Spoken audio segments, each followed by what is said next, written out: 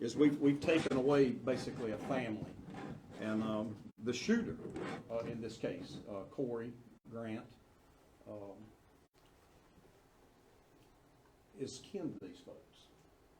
And this lady right here is the only survivor that survived yesterday that was shot and was taken to a local hospital.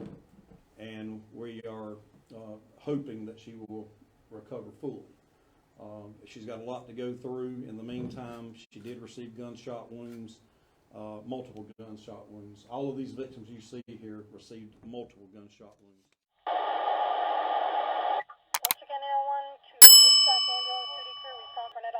Female fallen,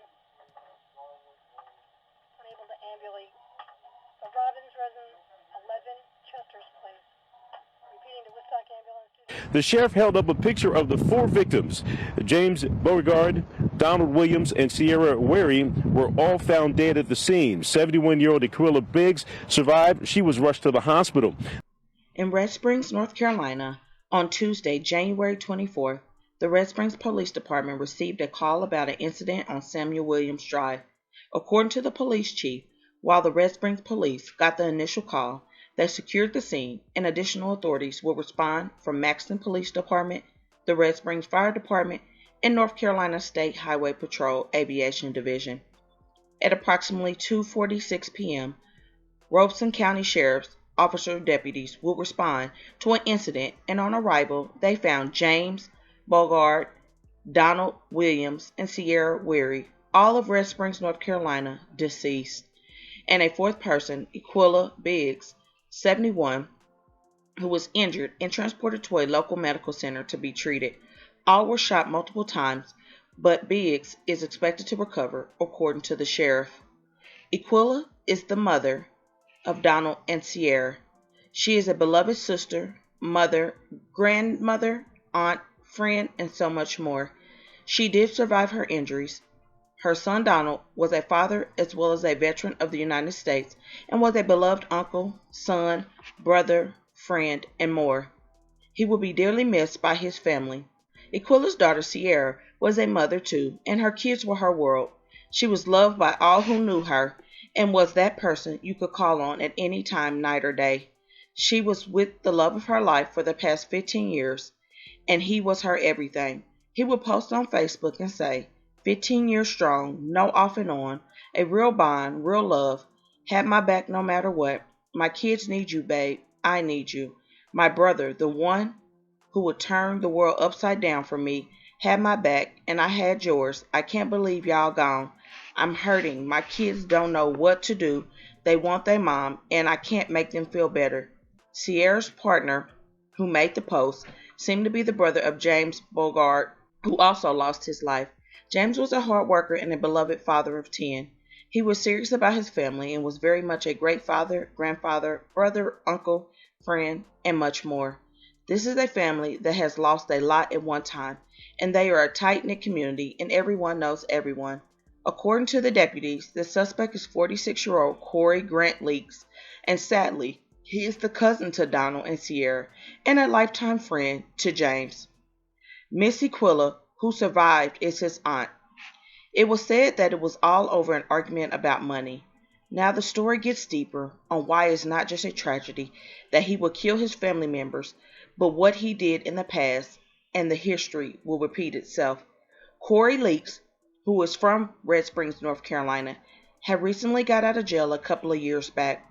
Leaks was on parole from a 1993 first-degree murder charge, which he was convicted for in 1996. But after spending 27 years in prison, he was paroled. According to the North Carolina Department of Adult Correction, the murder, which happened on December 29, 1993, was a result of a dispute over drugs and/or money. The department added that the victim was identified as Arietta E. Scott. Since the crime happened before the passage of the Structured Sentence Act of 1994, his eligibility for parole was based on the previous Fair Sentencing Act guidelines. He's being charged with 3 counts of first-degree murder and 1 count of attempted first-degree murder, and is being held with no bond for the 3 homicides. His aunt, Miss Aquila, allowed him to come live with her once he was released because he had nowhere to go. He was provided clothes, food, shelter, and did not have to pay to stay. His family really embraced him and wanted to support him in any way they could to get him back accustomed to life outside of jail and put the past in the past. They were not expecting him to do what he ended up doing. After Leak shot his family members, he would go on the run on a moped, and the sheriff's department then put out a request for citizens to help on their social media page. And after 4 p.m. that same day, a citizen spotted him on the moped. A highway patrol helicopter and SWAT teams responded and were able to apprehend Leaks without incident. Leaks is charged with 3 counts of first-degree murder, 1 count of attempted first-degree murder, 1 count of assault with a deadly weapon, inflicting serious injury with intent to kill, and 1 count of possession of a firearm by a convicted felon. This is so very sad and heartbreaking. 27 years in jail, no reform, no change. It's just heartbreaking that he would do that to the ones who took him in. I know they did not expect this. They wouldn't have taken him in or had him around. He was around all the kids and the family member these past couple of years he's been out. And the fact that he murdered, it sounds like over the same reason again. Possible money involved. Like, you didn't have nothing. Who are you to murder people? Who are you to think that you can just do that? Just kill his family members like this? And the fact that he was in jail and had just got out a couple of years ago from murder is like, okay, nothing changed for him. So hopefully now, and prayerfully, he will not get out again. He should spend the rest of his life in jail, because obviously something in him doesn't want change.